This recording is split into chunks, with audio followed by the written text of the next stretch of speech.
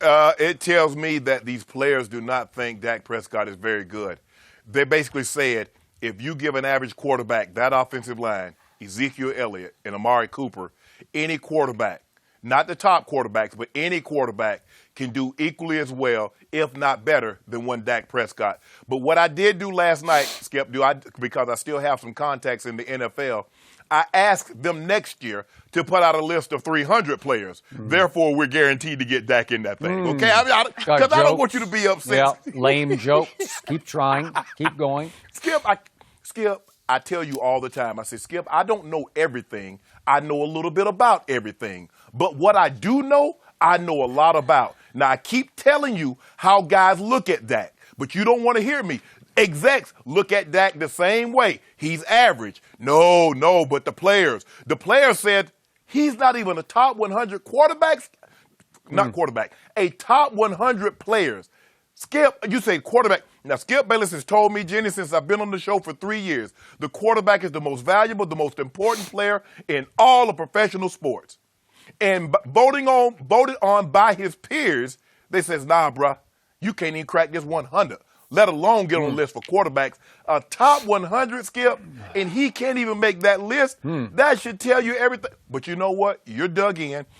And you like to throw out stats, Skip, and I didn't know this about you. You didn't used to be this way. But now I'm starting to notice you like to throw out a lot of stats. Dak Prescott has won more games second to Tom. What are you talking about? No, you used to be. Talking out of your head.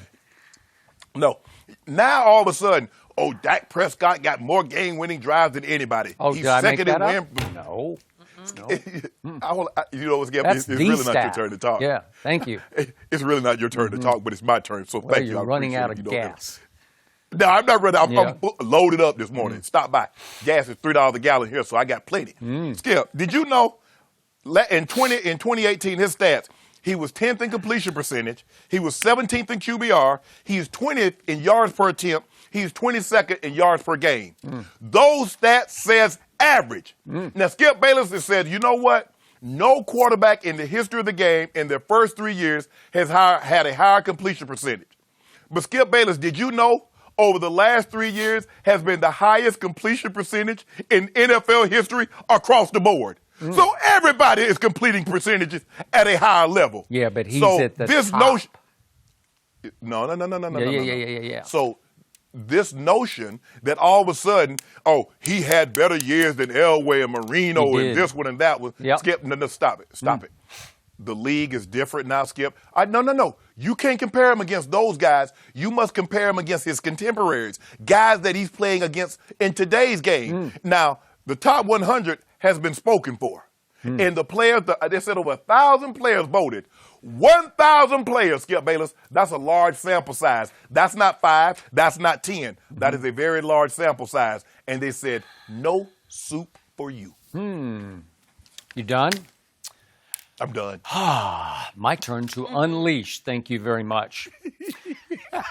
By the way, when it comes to players knowing who can play, the greatest player in the history of all sports named Michael Jordan can't pick his nose when it comes to picking players in Charlotte, right? Just for the record, sometimes the players have no idea who can play except for themselves. And I don't know how many players were voting for teammates. I have no idea how that goes. They said actually 1,100 players voted. And all I can tell you... That's more than 1,000, I think. Yeah. All I can tell you is Mr. Sharpe. In all my years of debating lists on television, and I go way back to... it's too far back to even... I shouldn't even bring it up. But in all my years, all my lists, I have never seen a list more absurd than this list. This list is laughably insane. This list, by the way, would you believe that my team, my Dallas Cowboys, have the most players in the top 100? Would you believe 8 Dallas Cowboys are in the top 100? And guess what? But my quarterback is not one of the 8.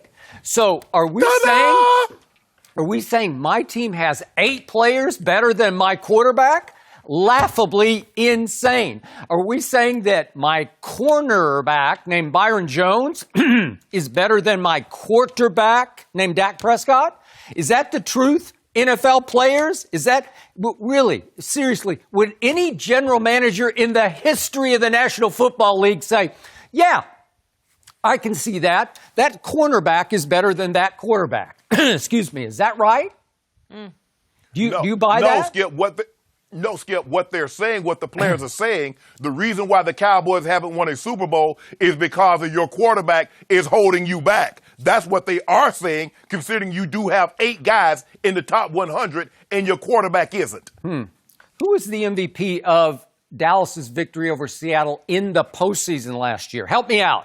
Was it Ezekiel Elliott? I think it was my quarterback. And again, my bottom line, my biggest takeaway from all this is this simply cements my point to you that I have made all preseason long, which is my quarterback, I've told you this the whole offseason, my quarterback has simply become the most underrated, underappreciated, overlooked quarterback in the National Football League, and it ain't even close.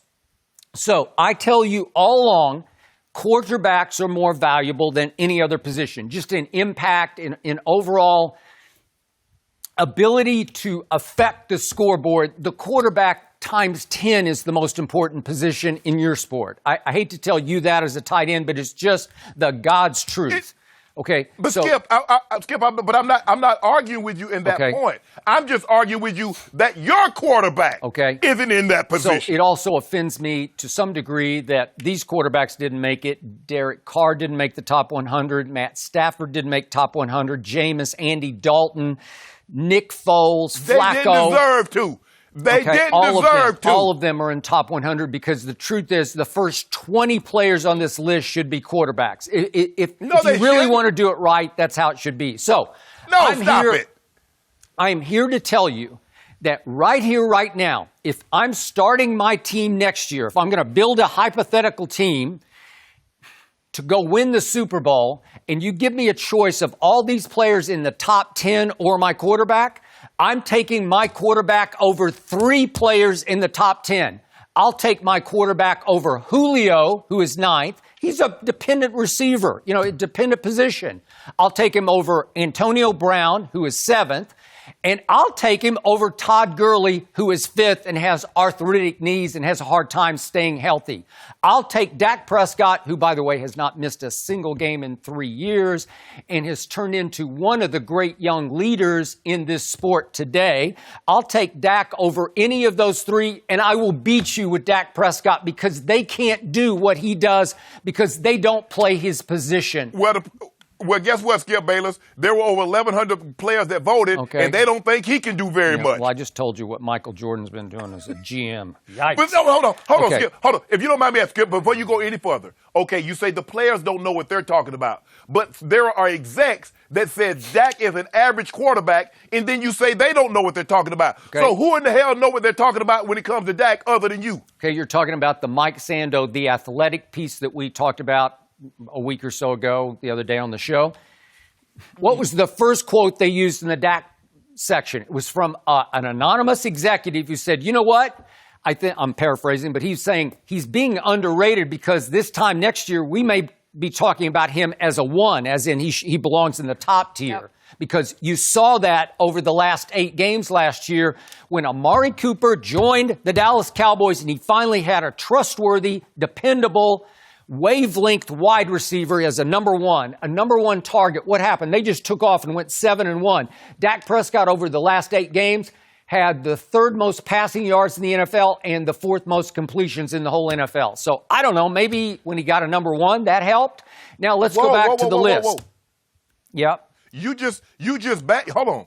You just said that you would take Dak over Julio and AB, who plays a dependent position. I would. But then turn around and hype up Amari Cooper. So it looks like your quarterback is dependent also. No, he just didn't have a target. He had no help. He had Dez Bryant dragging him down in 2016 and 2017. Well, I'm sorry he did. Where's Dez now? He's on his couch. Hi, Dez. How you doing? So, back to the list. So Aaron Dan was Rodgers negative. again makes the top 10. I have no idea how, because the truth be you told, do know. truth be told, my quarterback has faced Aaron Rodgers 3 times and has outplayed him all 3 times. Go look at the numbers. Go look at the QBRs of those 3 games. My quarterback has averaged an 80 QBR in those games. Aaron Rodgers, a 62. Speaking of QBR, who led all the playoffs in QBR last year? My quarterback, not the postseason. He led. Thank you for watching. You can subscribe here to get the latest from the show, and be sure to check out more of the best clips from Undisputed, or go watch a few other segments from our other shows on FS1.